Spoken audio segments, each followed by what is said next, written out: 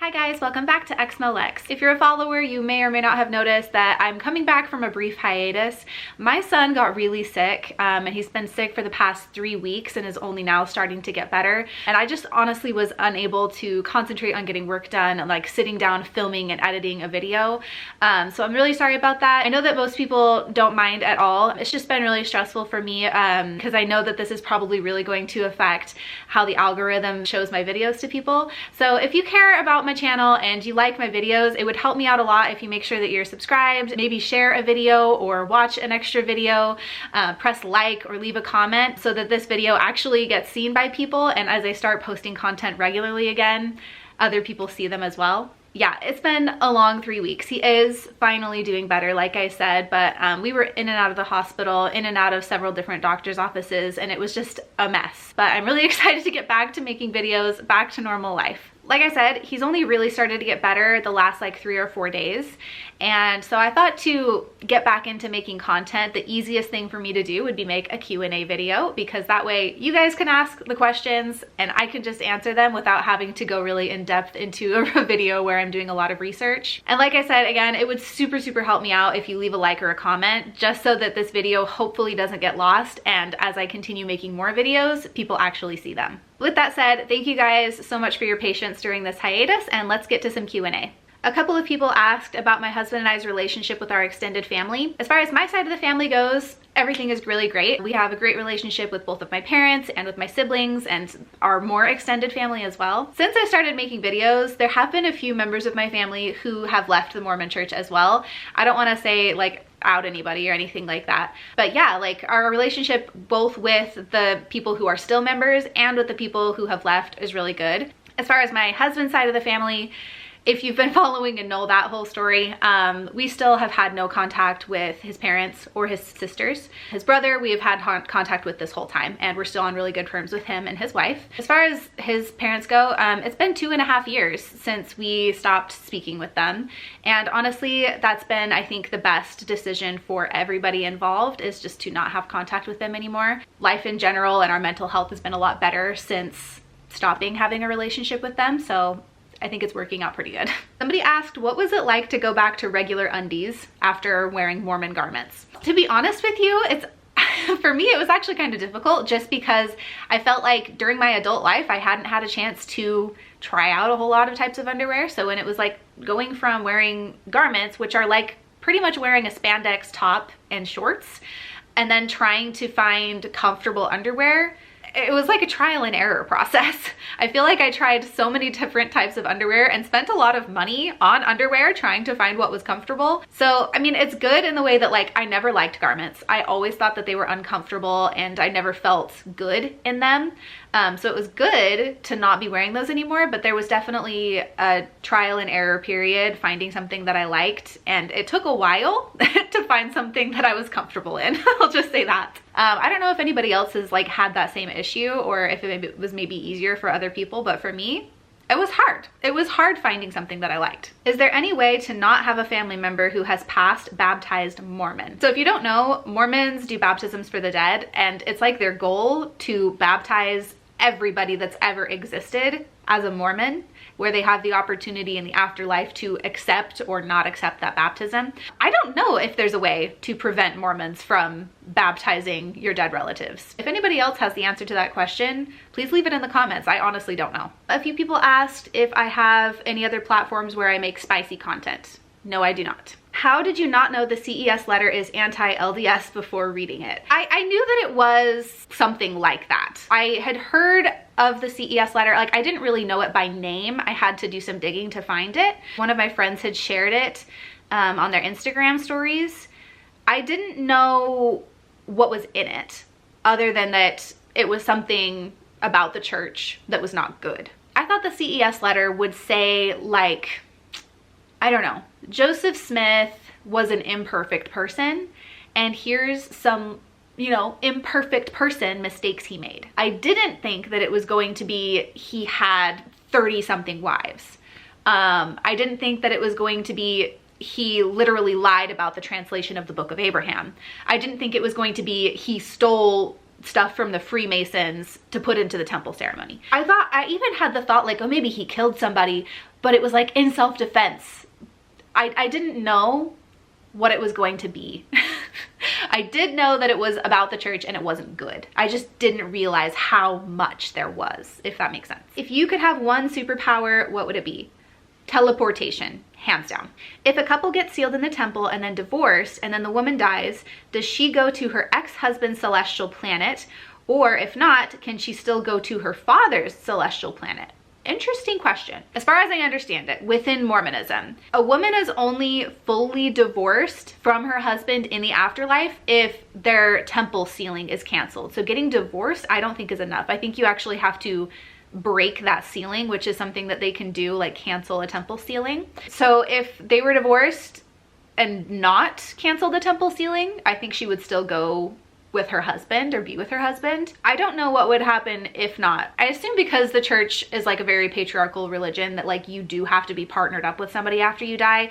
But most likely if she was not sealed to somebody, she would probably like get married in the afterlife to another person who wasn't sealed. Like they would get sealed in the afterlife together. I'm not sure. Mormonism doesn't have like an answer for every little thing. And a lot of times if you ask about like deep afterlife questions, you're just told like, we don't have all the answers and we'll find out when we die and blah, blah, blah. So I think that that is kind of a gray area. Have you read the new Leaving Mormonism book yet?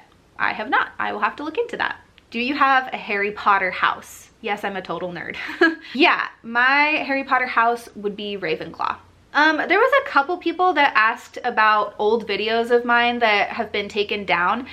I have taken down, I guess not taken down, I've privated a few of my older videos. I'm not sure like exactly which ones because it's been a while, but there was a few videos that I privated because I felt like the way I feel now wasn't reflected as well in some of my older videos. I'm not sure about this one. I have to go look maybe.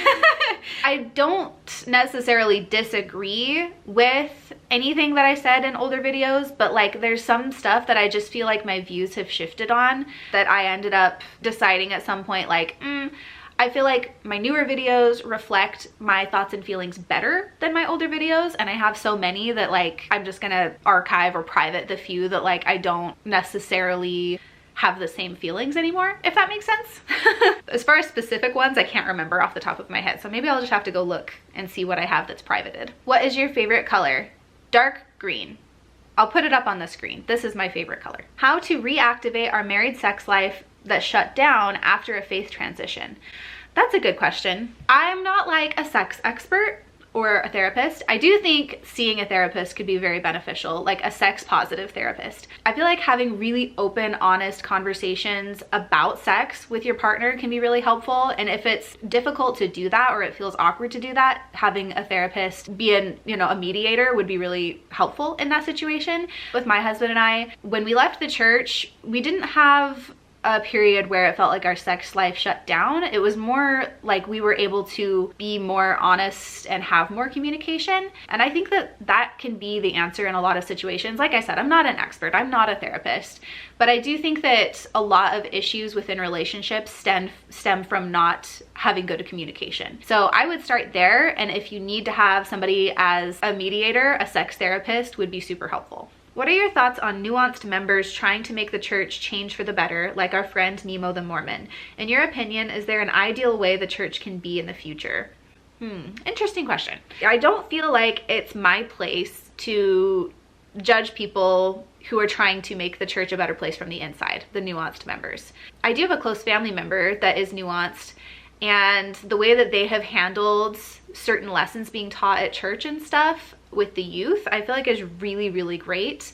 And they're making the church a better place for youth. So I will say that. I'm not sure the church can change enough to be a positive space without entirely changing what the church is. Like fundamentally, from the very beginning, it has had harmful things, and it would have to change so much to no longer have those harmful teachings that it wouldn't really be the same church anymore, if that makes sense. But like I said, I don't think it's my place to judge people who are trying their best to change the church in a positive way. The most important of all questions, and has nothing to do with the church, what's your favorite dinosaur? I think I like Stegosaurus. Are you wanting any more tattoos? If so, any specific ideas? Yeah, I probably want more. I feel like the economy has been so bad that like my priority has not been getting tattoos recently. I do want more at some point, I think. Like my husband and I have talked about getting a matching tattoo. We've talked about getting a dragonfly. It's part of our family coat of arms. There's like a lot of dragonflies that live in this area. So like every July, our entire yard is filled with dragonflies. And also, they're just really cool animals. Like Google dragonfly facts and you will be amazed. Like there's so many really cool things about dragonflies. So that's something that we've thought about doing. I also have a half sleeve on this arm that I did the line work, but I never had it shaded because I couldn't decide if I wanted to or not. I think that I probably will get like really, really light shading done on it at some point. But right now, like life is just hard, stuff is expensive, and it's not at the top of my priority list, but maybe someday. Someday for sure, like I would like to get more tattoos. If you knew the church was true tomorrow, would you rejoin? Why or why not? Honestly, no. I feel like the church has really, really harmful practices.